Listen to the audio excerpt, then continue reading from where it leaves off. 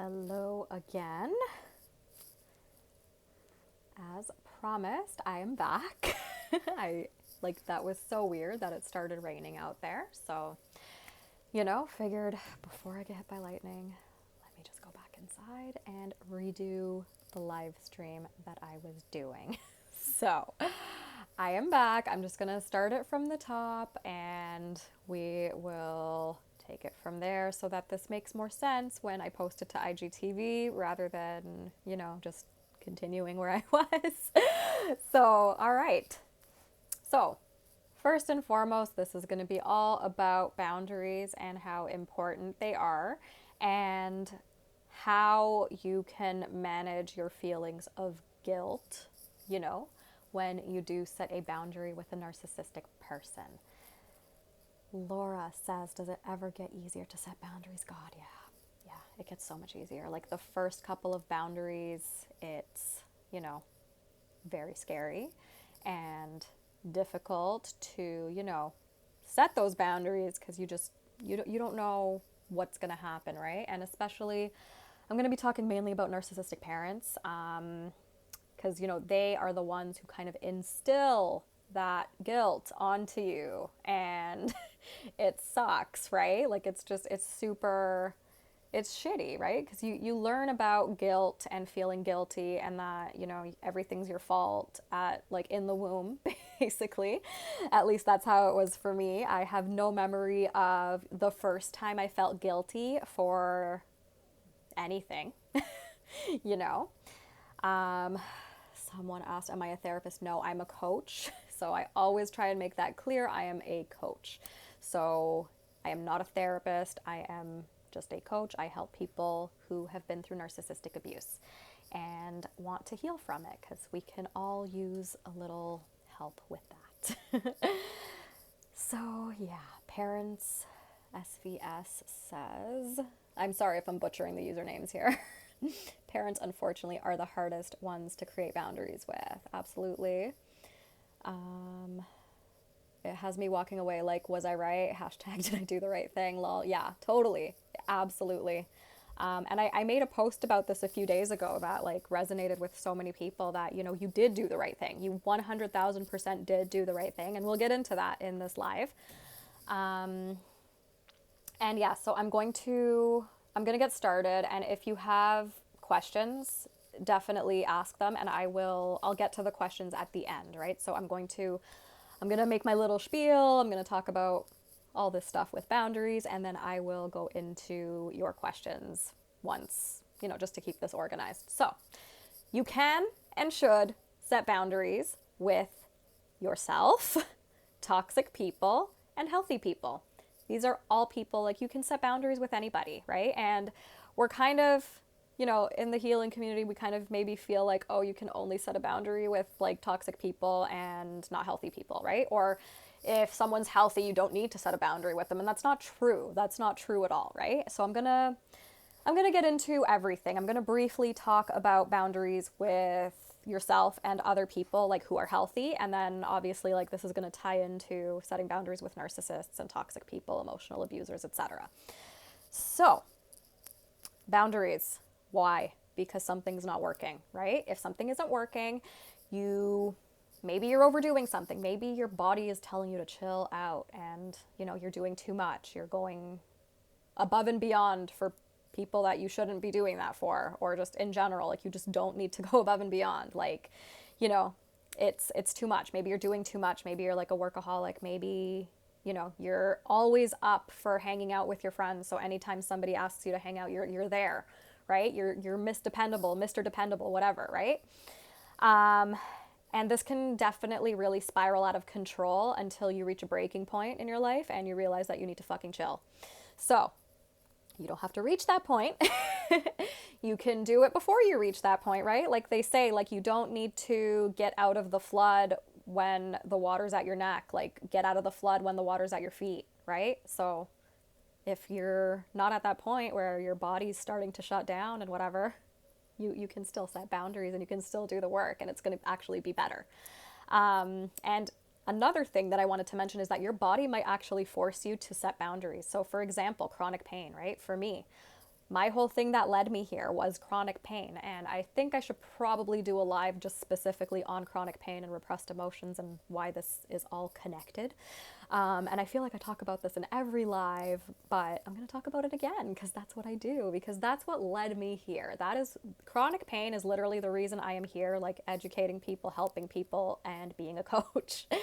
So for me, I had migraines, TMJ dysfunction, carpal tunnel syndrome, just a whole bunch of stuff, ulcers, I tried everything for my pain, trust me, like you name it, I tried it. Nerve block injections. I had trigeminal neuralgia at one point, and I was literally considering the surgery to sever the nerve, and that's like an actual brain surgery. And I was okay with that, right? But luckily, the Canadian healthcare system's so slow that I figured out the mind-body connection well before I would have gone to that specialist. So that's good.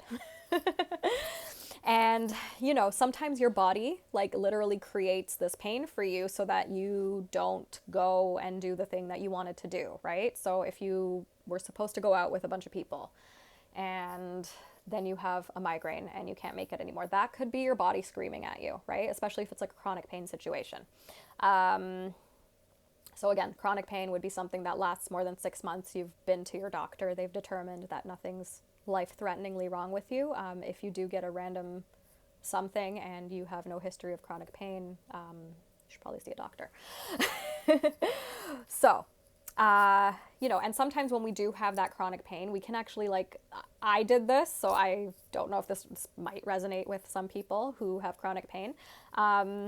Sometimes we kind of use that to our advantage. So there would be toxic friends that I didn't really feel like hanging out with, and maybe my migraine wasn't that bad that day and I could have gone out, but I just didn't really want to see that person or have a difficult conversation, so I would just use my pain as an excuse. And that could be because when you're dealing with a toxic person, you feel like you need to have a really, really good excuse to cancel on them or to put yourself first or whatever, right? And that's totally normal. So yeah, just be aware of that. And the thing that led you to being so terrified of setting boundaries in general is linked to your childhood trauma, your upbringing, whatever. And this can turn into people pleasing. So for me, when I was a kid, definitely I learned to be a people pleaser, probably in the womb as well. And it happened because I was raised by a narcissistic mother, and her feelings mattered more than mine. So I would push all my stuff down, not care about it, not care about how I felt, whatever. And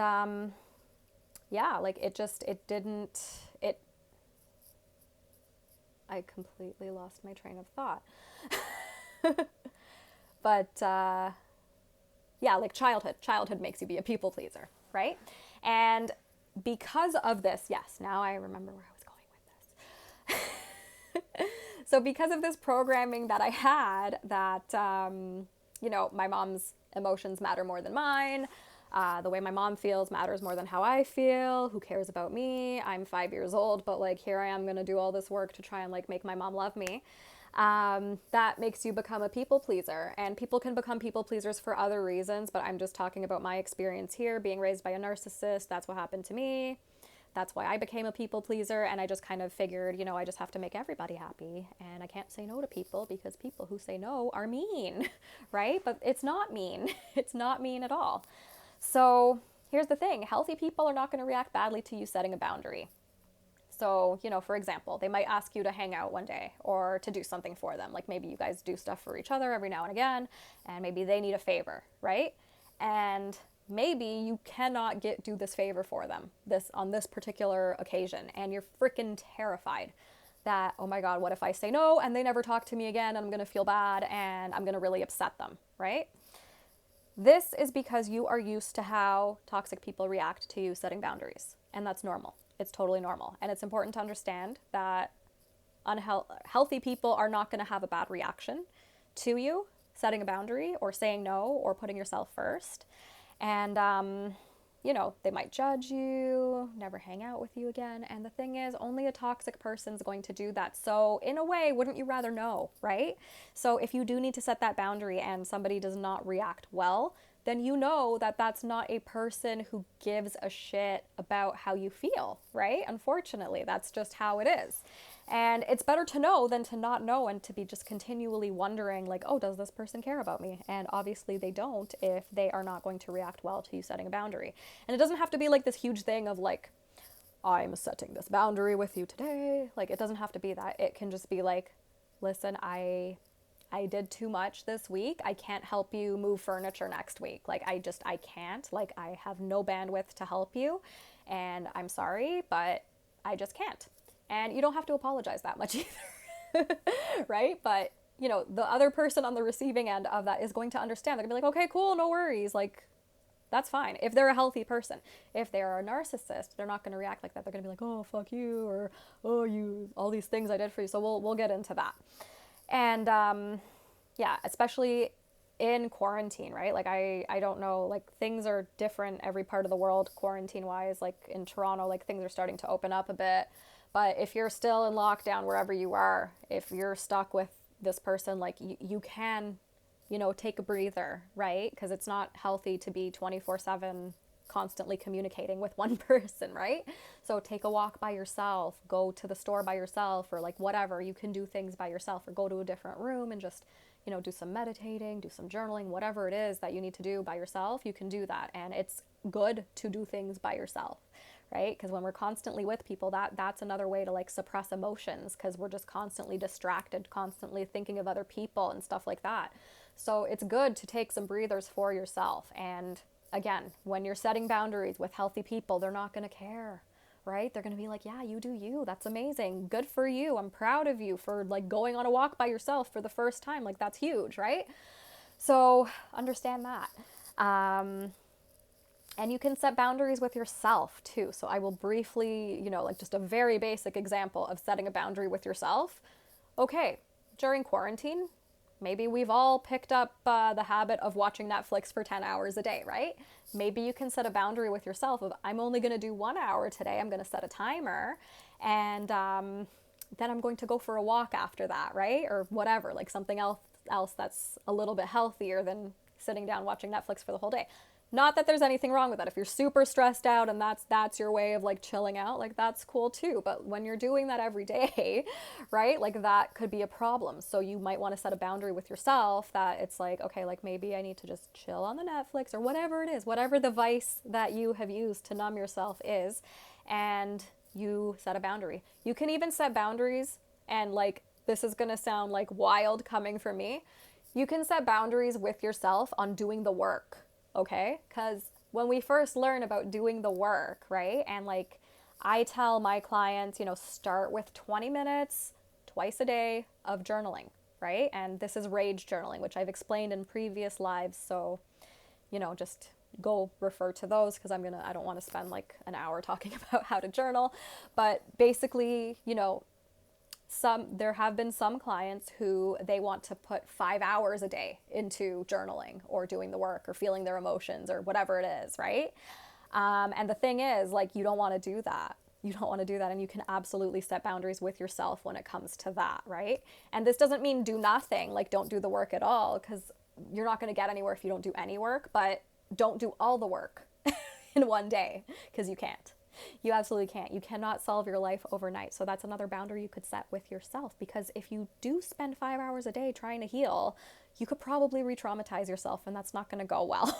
So set boundaries with yourself on that. Like, whatever it is that is taking over your life, right? Or whatever it is that like you're fixating on, like you can set boundaries with that as well with yourself. And it doesn't mean that you're toxic. And it doesn't mean that another person is toxic. If they're a healthy person, you need to set a boundary with them. Like, that's totally cool too. So we will talk about now why it's so hard to set a boundary with a narcissistic person. So the reasons that it's so bad is, or not bad, but so hard, right? Like, just to come up with the strength or whatever to like do it, like the balls to set this boundary, is because they're going to react really badly, especially if you're used to it, right? So if you've been raised by a narcissist and you tried to set a boundary with them, you know they're not going to react well. And you're bracing yourself. You're going into fight or flight mode. You're compressing your body. It's like, you know, you want to like make yourself smaller, and like, you know, you hope they don't misunderstand you. And the thing is, they're committed to misunderstanding you. Like, they're not going to give a flying fuck about where you're coming from, right? And the wrath of the narcissist is fucked. Like they can get so angry. They will probably try and guilt trip you. They're going to get mad at you, and they might throw shit into your face. So with narcissistic parents, right? I brought you into this world. And it's like, okay, well, when did I knock on your fucking door before I was born and say, like, you're giving birth to me, right? Like, we didn't ask for this life and you're trying to throw that in my face. Okay. I made so many sacrifices. I made sure you always had a roof over your head and food to eat. You know, you're ungrateful. And when I die, that's like the famous line that my mom would say to me of, when I die. And she actually did die last month. So I can tell you from experience that I don't regret setting boundaries with her. I don't regret going low contact, going no contact. I have no regrets whatsoever of that, right? Just because she passed away now, it doesn't mean that, you know, I regret it. Because, like, I don't. I don't. And that's okay to not regret it. And I will probably go more into that topic in the very near future, because when I filmed this, just before I started filming this again, before it started raining, 2 people actually commented that they're actually going through like the death of their narcissistic parent right now. And yeah, honestly, I can tell you straight up that no regrets at all. And like, I'm not thrilled, obviously, right? There was definitely a lot of inner child stuff that came up, a lot. But had I not done the work before this happened, oh my God, I would be like a total mess probably, right?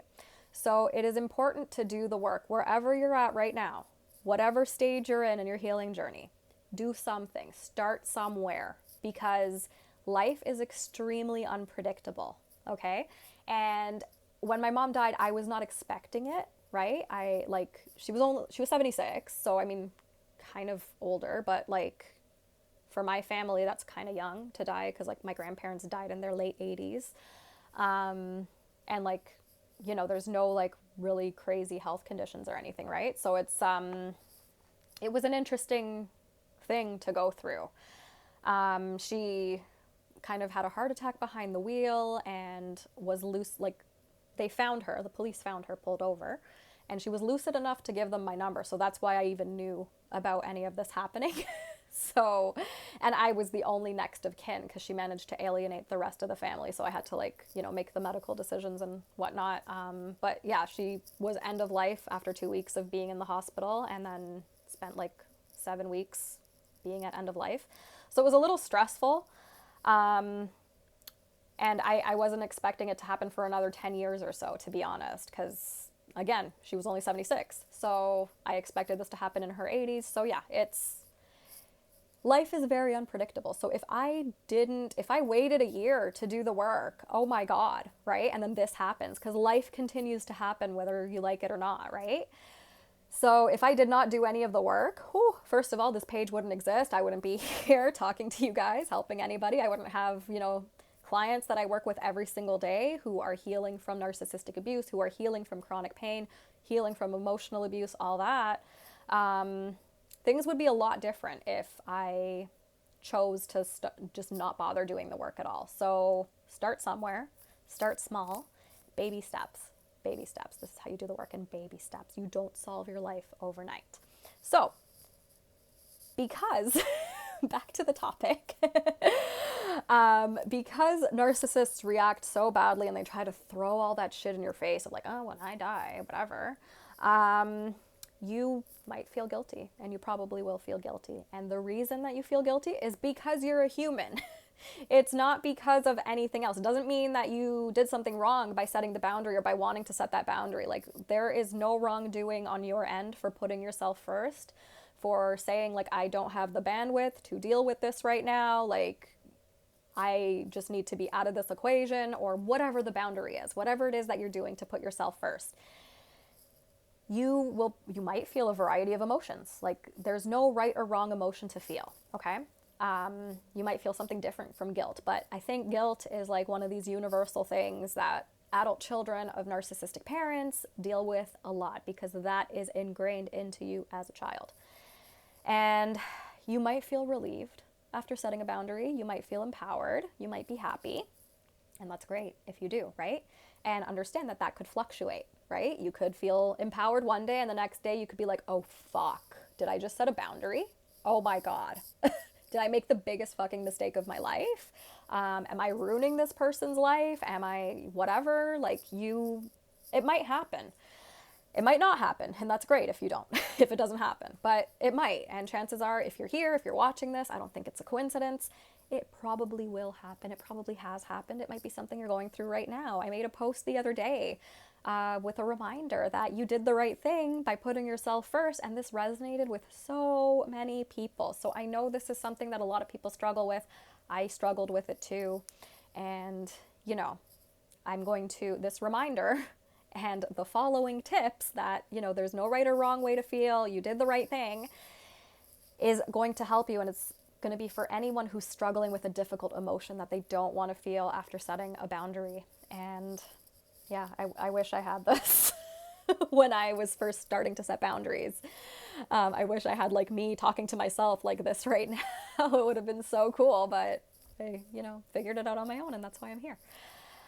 So before I continue, if you have done the brave thing of setting a boundary, congratulations. You are a badass. You are an amazing person. And I know how difficult that probably was for you. And you absolutely 1000% did the right thing. And you should probably give yourself some credit for doing a difficult but necessary thing to protect your mental health. Like, we set boundaries to protect our mental health. Blood is not thicker than your mental health. It's not thicker than water. It's not thicker than anything. Like, if you have to set a boundary with a family member, you have to set a boundary with a family member. It doesn't mean you are a monstrous, horrible person. And so now I'm going to get into the tips on what to do with the emotions. So you set the boundary with a narcissistic parent. Maybe you set a boundary. Maybe it's a significant other, right? And you broke up with that person, right? Or maybe they're trying to get back in and restart that cycle of abuse with you because they know that you're just going to come running back to them, because that's what narcissists do, right? Until they find other supply.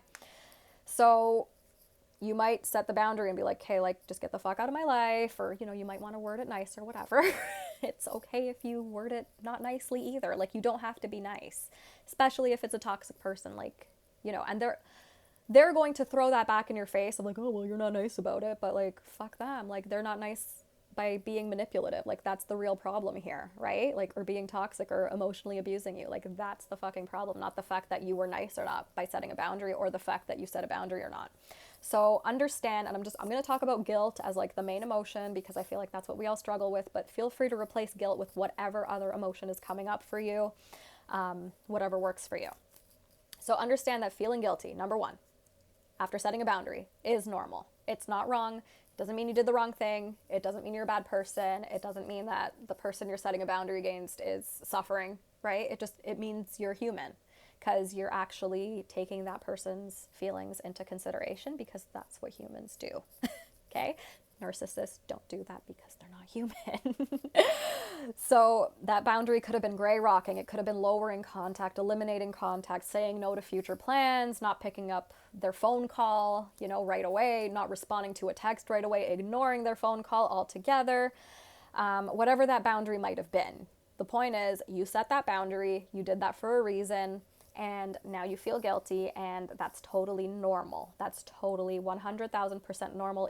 All it means is that you're human, honestly. It means that you took their emotions into consideration, and that's extremely human of you. So congratulations, you're not a fucking sociopath, and that's awesome. So number 2 is honor yourself for setting that boundary, okay? Honor your decision. You made that decision for a reason, okay? It's not like you woke up today and you were like, who can I piss off by setting a boundary? I'm going to piss this person off on purpose by setting a boundary with them, because I don't know, there's a little mean bone in my wrist here that is telling me that, oh, let's just be evil today. No, that's not why you set the boundary, okay?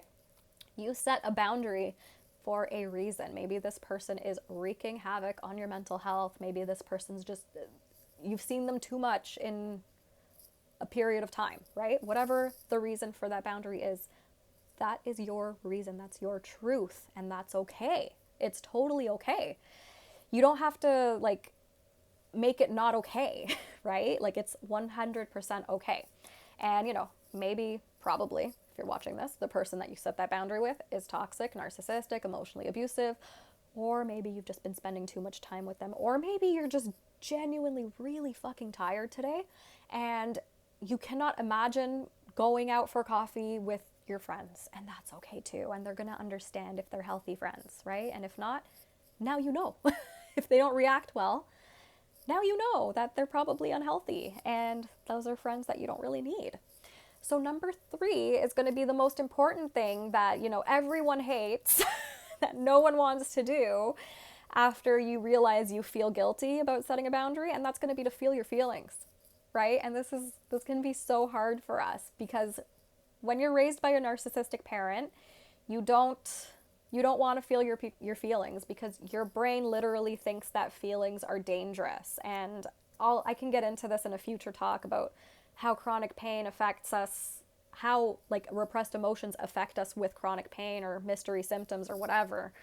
But the thing is, like when you're a kid and you're told, right, indirectly by your parent lashing out at you for having an emotion, your child brain interprets that as, okay, emotions are dangerous and I'm just going to stuff this down here because that's going to keep me safe. Because if I have these emotions, my mother, my father, whoever the adult figure in your life is going to withhold love from me and then I'll die. Like it's literally this life and death, unconscious thought process that we have towards emotions. And it's not like you turn 18, your brain's like, oh no, feelings are okay now. No, it doesn't work that way. You have to actually like uncondition yourself out of it. And it's possible because I did it.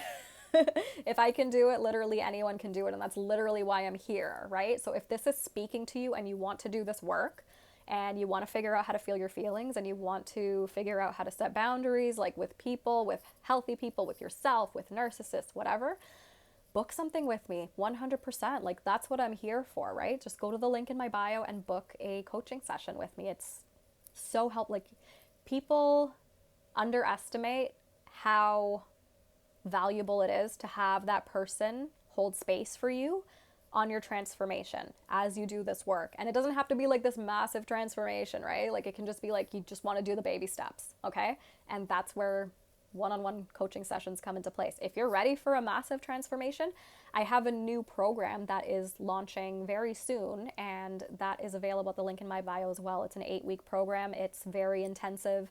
That's an option too. But the thing is, you got to figure out how to feel your feelings. So whatever you choose to do, I also have a course on this, okay? It's called Transform Your Pain. You can find that at the link in my bio. It's literally a fraction of the cost of working with me one-on-one. And I would recommend that to anybody who wants to like get started on the work and figure out what it is to do the work and how to feel your feelings.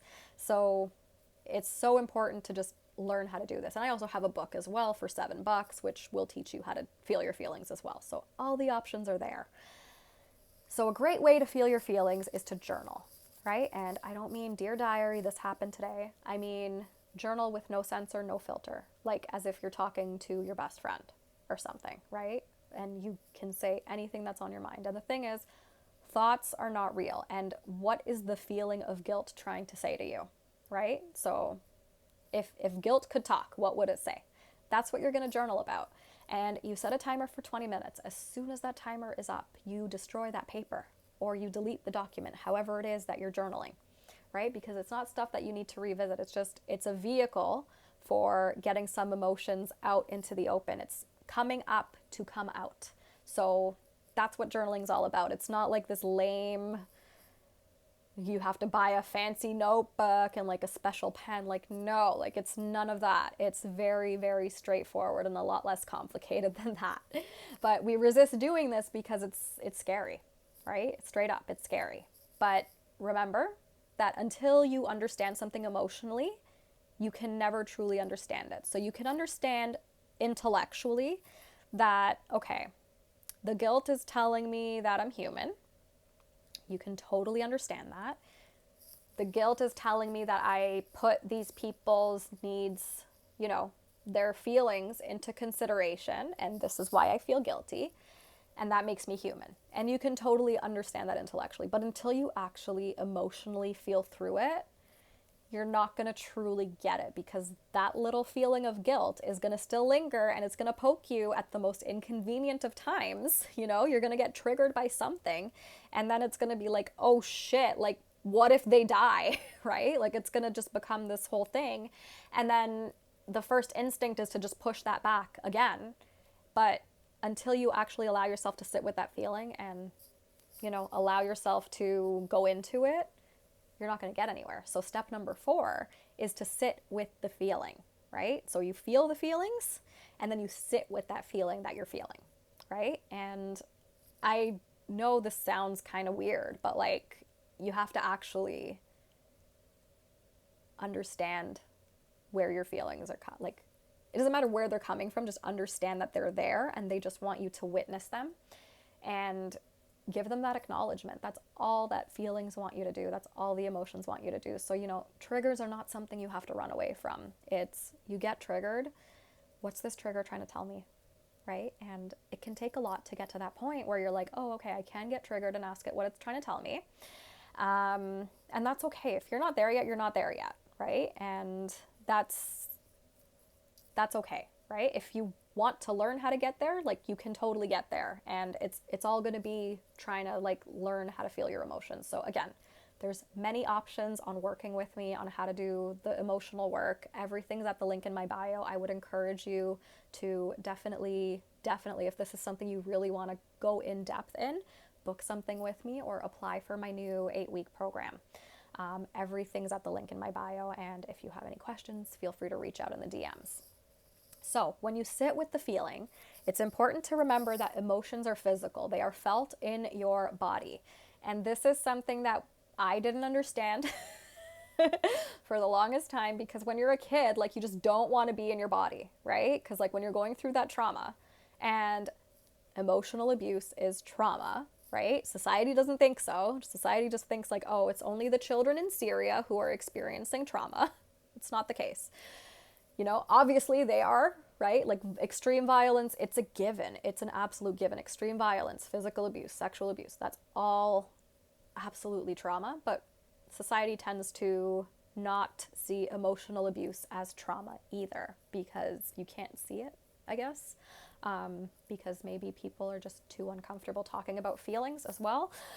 So just be aware of that. And anytime you try to second guess yourself that like, oh, did I really go through trauma? Like, did I get emotionally abused as a kid? Yeah, you probably did. You probably did. And you don't need to justify that. Like, it's not, trauma's not a pissing contest, right? It's not like, oh, this person had worse trauma than me, so like, what's my problem? No, like, you still had trauma, and you still deserve to heal from it. You still deserve to do something about it. And if you don't do anything about it, you go nowhere. You're going to stay exactly where you're at. So either you want to do something about it or you don't. And this is where figuring out that your emotions are physical comes into play.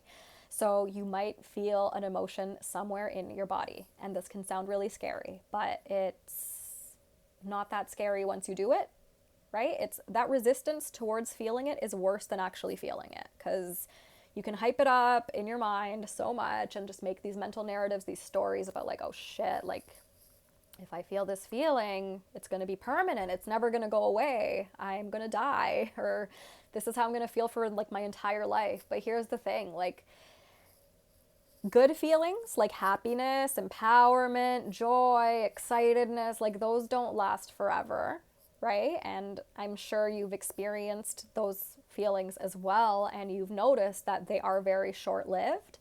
So are the bad feelings. I promise you, like, the amount of time that an emotion takes to move through you, there's no discrimination, whether it's a happy feeling or a not great feeling. It's the more you embody that feeling, allow yourself to feel it, really notice where it is in your body, the faster it's going to go away. And it is going to go away. I promise you, it is. It doesn't feel like it in the moment, but a good thing to do is to just put a reminder somewhere, like put your phone background, like, it is safe to feel my feelings, or, you know, emotions are not dangerous, or whatever wording makes sense for you. Make it your phone background, something that you look at often. Put a sticky note beside your journal. just to remind yourself that it's okay to do this work, and I can actually sit with the feeling and feel the sensation in my body. You might have a sharp pain when you feel the emotion. It could be a weird feeling in your stomach. It could be your heart racing. It could be the hair on your neck raising. Your breath could get shallow. There could be a surge of heat in your body, tense muscles, anything really, but like just pay attention to how it feels, right? And just be aware of it. You don't have to do anything about it. Just be aware. Like, okay, I feel guilty right now and I feel it in my stomach. Okay, right? It's not like, oh my God, I feel guilty. I feel it in my stomach. Am I going to puke? Is horrible things going to happen to me? Did I make a mistake, right? Like, just accept the feeling. Like, I feel guilty. I feel it in my stomach. And that's okay. I'm just going to sit with it. And that's fine, right? The physical sensation, whatever it is for you, is the emotion. So the more you just allow it in, let it stay for as long as it needs to stay, the better, right? And it doesn't mean you're dying, even though it might feel like that. And then just integrate it, right? Like, once you fully feel that feeling and feel through it, and I promise you, if you're doing it right, it's not going to take a long time. But I will also say, if you spend a day crying, that's okay too. You're still doing the work, right? It just practice. You just have to keep doing it. But if you're just doing like a simple journaling exercise because you feel guilty because you set a boundary with somebody, like that guilt's not going to last that long if you fully allow yourself to feel through it. And then once you feel through it, it actually goes away. And then you can actually see the truth behind the situation that you were feeling this emotion, that, oh yeah, I did set a boundary and it was for a reason and I did do the right thing and I am better off without this person in my life if they're gonna throw a fucking temper tantrum because I need to put myself first for like once in my life, right? Like, that's not a person that I need to associate with. So the more you do this, the more it's going to make sense. So that's my piece. I'm going to go through this with, I'm going to go through like the questions that people asked and I will answer those. So I'm starting at the top here. I was told I was part of that generation that thinks they are all that matters when I try to lay down a boundary. Oh my gosh. So I'm going to assume, bloom with abandon. I'm going to assume you're a millennial and maybe you were talking to a boomer who is just hating on the generation that thinks we're all that matters. Because they're, you know, it has nothing to do with your generation. There's like some people who are against certain generations, like millennials get shit on a lot. I'm a millennial myself.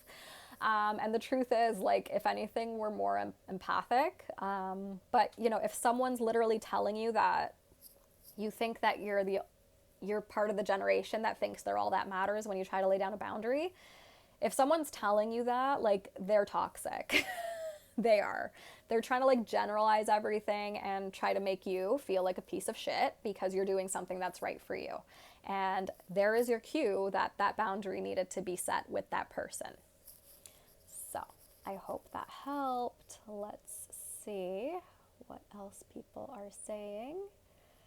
Roxana, hey, if you're still here, the black sheep survives. Nah, I set boundaries with everyone. Good stuff. Like, yeah. I set boundaries with my dogs. Me too. I had to set a boundary with my dog earlier.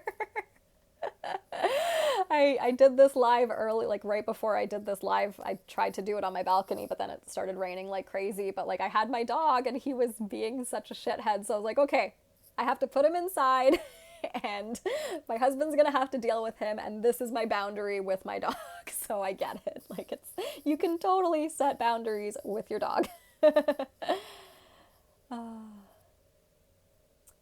SVS, how do you engage intimately while setting boundaries?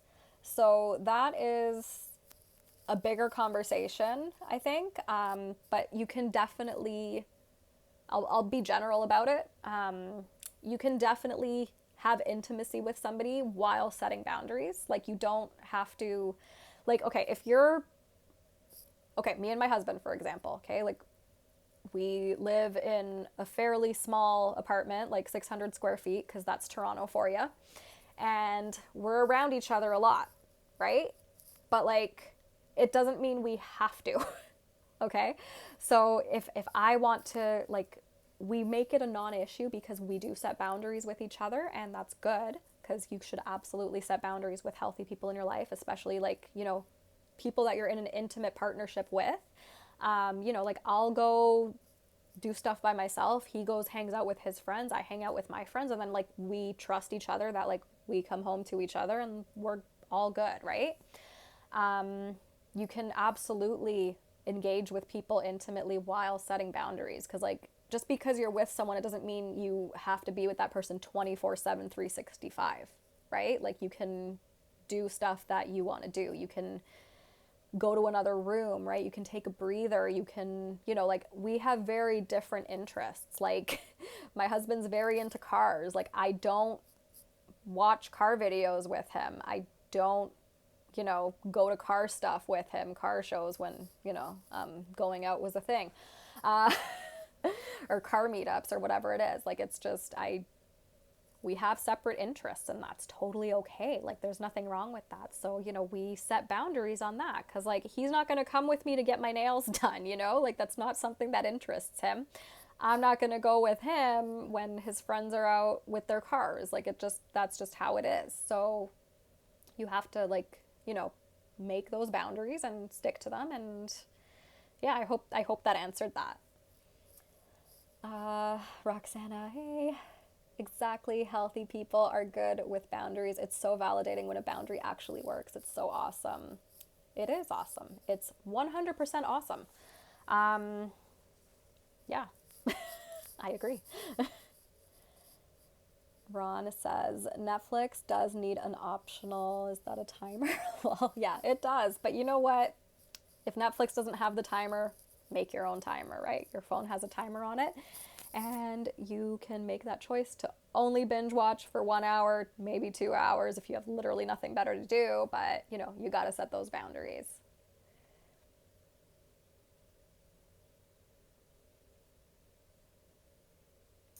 Vibes being cute says, I've never heard that, guilty of obsessing on healing. Yeah, a lot of people are obsessed with healing, 100%. And it's, you can go in this rabbit hole when you start healing of like, oh my God, I'm going to do all the things. I'm going to do all the healing modalities. I'm going to talk to 10 different coaches.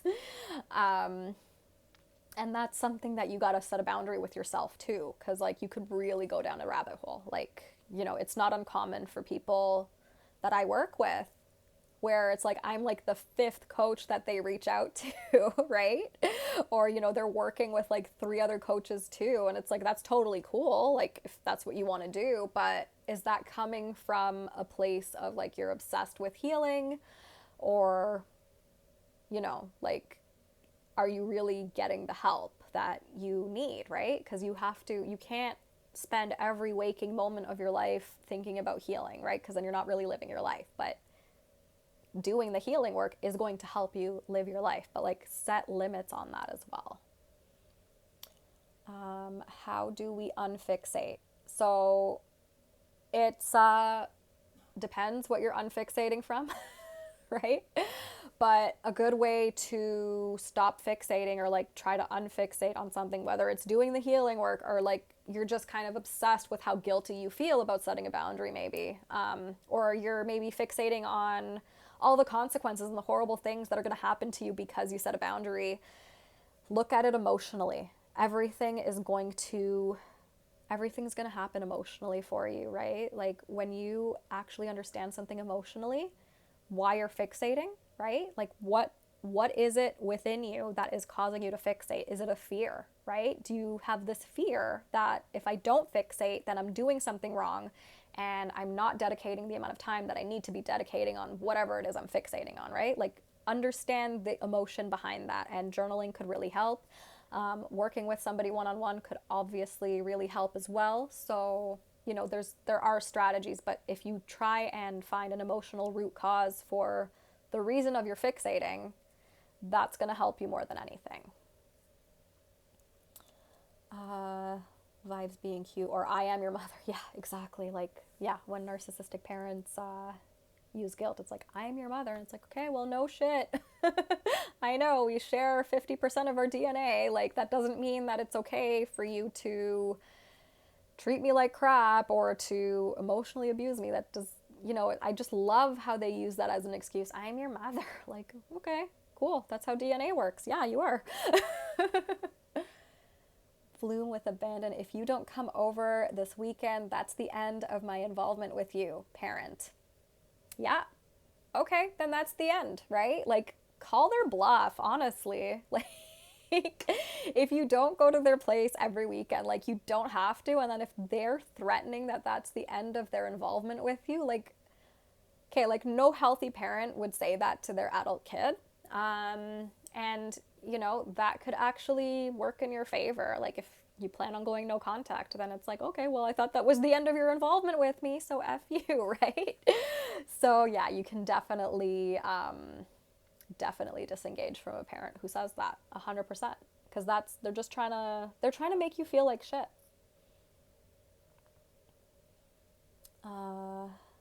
Vibes being cute. My condolences, even though it's complicated. Thank you. I appreciate it. I can't go no contact. So I would, you know, if you want to take that offline, we can get into the why you can't go no contact. But there are situations where you can't, right? Like, maybe you're the only next of kin, right? And you have to do all the legal stuff. So that's okay, right? But as long as you have very low contact and it's not emotionally invested contact and your safety's not at risk by being in this low contact, that could work too, right? Like, no contact is always the best, always. But if you can't, for whatever reason, like maybe it's legal reasons, maybe you share kids with somebody who's a narcissist and you can't go no contact, maybe you still live with your narcissistic parent and they've financially handicapped you and you can't move out yet. So that would be a good time to start figuring out an action plan to GTFO. But yeah, it is what it is. Yeah. The juicy mama says, I have no contact with my mother, too toxic, and that's totally fine, right? Like, that's amazing. It's good. Guilt tripping is my mom's specialty. Yep, a lot of narcissistic moms, guilt tripping is their middle name. Yay, I'm glad that this has resonated with people. Alice says, my body literally gave out on me, no choice but to put me first at that point. Yeah, exactly. Exactly, 100%. But you don't have to wait till your body gives out, like for anyone whose body has not given out on them yet. Because that's totally what happened to me too. Like, my body literally like fucked off. Like, I was in so much pain that I just didn't want to be alive anymore.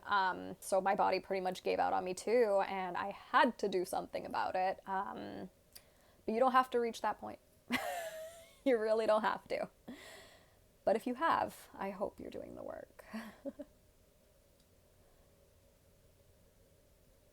Bloom with abandon says, I think it's the associated flying monkeys that fill me with dread. Yeah, that's a totally valid concern as well. And someone's asking, flying monkeys, what is that? So briefly, they're pretty much like people that the narcissist has around to like check up on you and stuff. So like, they're like flying monkeys, people asking you questions, like hoovering, things like that. Oh, why didn't you go visit your mom that weekend? You know, like shit like that. And it's like the narcissist probably directs them to ask you those questions.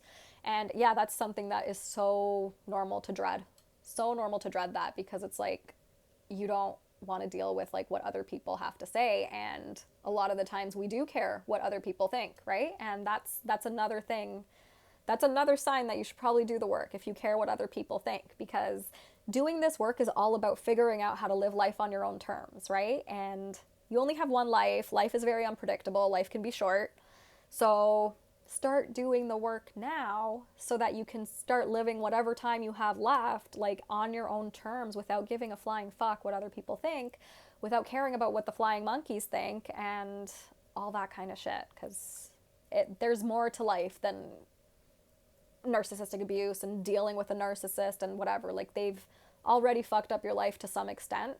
At some point, take the power back in your hands and be like, fuck this. I have no idea what the fuck I'm doing, but I'm willing to try. I'm willing to do something to live my life differently, because, you know, if there is a possibility that I could live my life on my own terms, unbothered by what other people think, you should probably try to do it.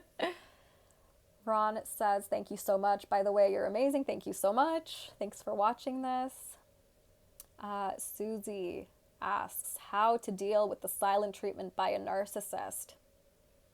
So that's a good question, right? So ask yourself how you feel about the fact that they're giving you the silent treatment, right? So they're doing that to punish you, right?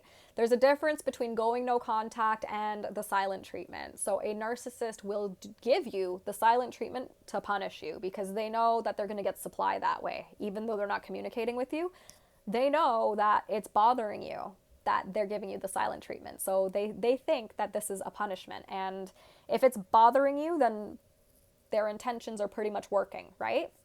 So this is when you can actually do some self-inquiry, go within and ask yourself, how do I feel about the fact that the narcissist is giving me the silent treatment right now? Do I feel abandoned? Do I feel, fear, guilt, shame, whatever it is, right? Just ask yourself how exactly it is that you feel. Notice how your body feels. Notice where your body's contracting. And feel into that, right? So a great way is to journal.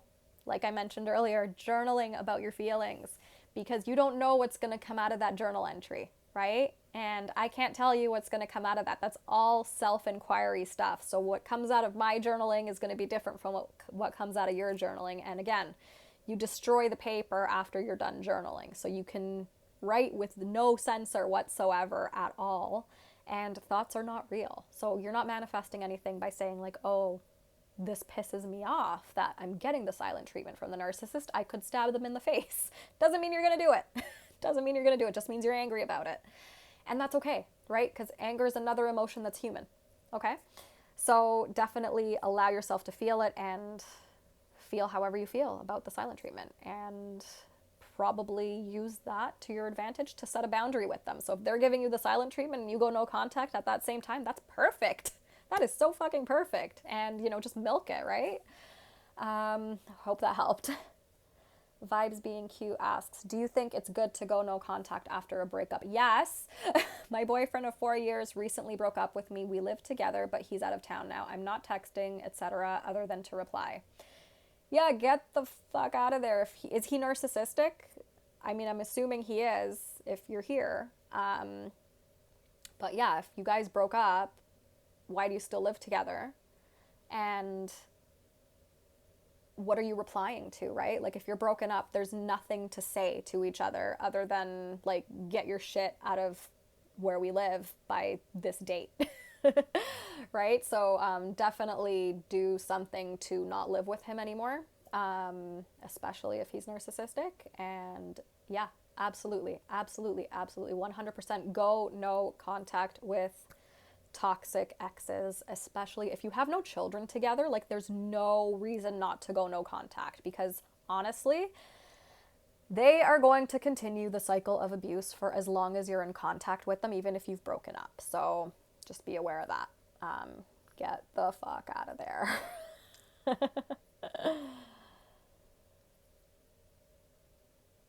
Do not wait. Exactly. Do not wait. Alice says, thank you for this. You're appreciated. Thank you so much. I appreciate you guys too for watching this. And one last question here. My mom is, he has some trait. Oh, okay. The same person who asked about their boyfriend. So your mom is narcissistic. He has some traits, but not as seriously. It was very recent. I'm apartment searching. Okay. I'm glad you're apartment searching. That's awesome. If he has traits, that's not good.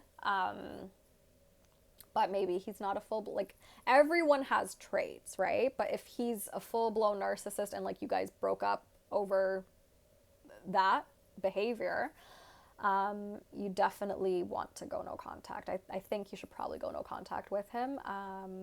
Keep searching for apartments. Oh, you're in New York. I get it. Yeah. So it is hard to find a place in New York, probably. Yeah. It's the same thing in Toronto. It's hard to come by rentals these days. So yeah, do what you can to get out of that situation and don't get back together, obviously. And once you find a place to live, or, you know, if he's willing to just let you live there, I don't know, maybe you don't want to live there because there's too many memories and all that kind of shit. So that's leave if you want to, obviously. But definitely, like, don't live together much longer. And do whatever you can to get the hell out of there. Do not go to your mother's place, obviously. Probably is better off to just wait it out, or find a friend that you could live with or something. But yeah. So that looks like it for questions. So I'm going to end this here. I hope that this has been helpful. No way, not tempted. He assumed we'd be friends. Okay. So yeah, that's a sign that he's probably a narcissist, because they want to be friends after a breakup just to kind of keep you around for supply. So I'm glad you're not tempted to live with your mom or to continue living with him. That's good. And it sounds like you're totally on the right track there with just cutting ties and moving on with your life. And definitely do some healing work, because that's going to help you 100%. So whether that's working with somebody, journaling, whatever it is, do something and start now, because, you know, and the thing with healing is to also understand that you still should do the work when you're feeling good. Okay. So a lot of the times what happens is people start journaling and they feel amazing, right? So like maybe they'll journal for like 2 weeks, whatever, and it feels great to just get all that stuff out. And then they stop journaling, or they stop booking coaching sessions, or, you know, they take a break, right? And I get why, because obviously if you're not feeling like absolute shit, why do anything about it, right? If there's nothing bothering you. But it's important to understand that it's a great idea and it's advisable to still do the work, even if you're feeling good, especially at the beginning, right? Because that is going to help you. Because when you stop, you lose momentum. You don't want to lose that momentum. And if you're feeling good and you don't do the work, then life throws you a curveball, right? Or maybe the narcissist comes back and they convince you, right? But you haven't been doing the work, so it's like easy to get back into that loop and that cycle. So if you're just getting started, don't stop. Even if you're feeling good, just keep doing it. I still do the work, right? I practice what I preach. It's like a lifestyle change. So just always kind of getting in tune with your body, getting in tune with how you feel, with your emotions, with, you know, just whatever sensations are happening in your body as you're feeling the emotions. That's going to be the most important thing. And just noticing, like, whatever mental narratives your brain comes up with whatever it is that you're going through. And Instagram just gave me the timer that it's kicking me off in 2 minutes. So I will end this here. And I really hope that this has helped. And, you know, anyone who is dealing with any guilt towards setting boundaries, again, I cannot stress this enough. It just means that you are human. It does not mean that you made a mistake, or that you did the wrong thing, or that you're wrong and like the narcissistic person's right and you're a piece of shit because you set those boundaries. It does not mean that at all. It literally just means you're human. You're thinking about their emotions. You care about how they feel because you're human. And that's it. That's all that guilt means, right? It doesn't mean that that person's going to die. It doesn't mean that that person's going to hate you forever, or, you know, they might, if they're narcissistic, and they might try to do like a smear campaign, but eventually they'll move on to new supply because they're all very predictable. And yeah, if anyone wants to, you know, explore their own situations with boundaries and feeling guilty, or any type of healing stuff whatsoever, definitely book something with me at the link in my bio. I look forward to working with you. And I will end this here. Enjoy the rest of your evening, or whatever time of day it is, wherever you are in the world, and we will see you next time. Bye.